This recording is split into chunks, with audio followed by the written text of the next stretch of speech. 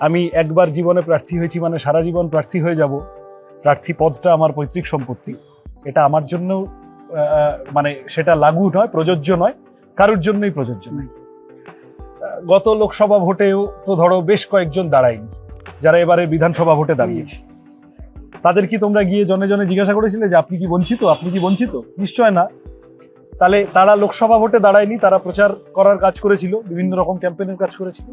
এবারে কেউ কেউ বিধানসভা ভোটে দাঁড়িয়েছে, আমি বা আমার মতো আরো কেউ যারা গত ভোটে দাঁড়িয়েছিল তারা এই ভোটে দাঁড়ায়নি। আমরা এবারে প্রচার করার কাজগুলো করব, আমরা এবারে সংগঠনের কাজ করব, মানুষের কাছে যাওয়ার কাজ করব, কমিউনিকেটর হিসেবে পার্টির কথাগুলো নিয়ে যাওয়ার চেষ্টা করব।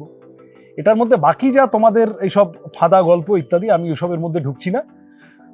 আমাদের পার্টিটা সবসময় বুঝবে, বিতর্ক হয় রাজনীতির ভিত্তিতে, বিতর্ক হয় পলিটিক্যাল কোয়েশ্চেনের ভিত্তিতে।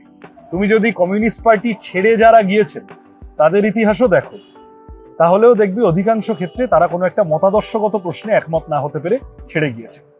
এবারে ভাই ভোটের লড়াই এই এখানেই দেখবো।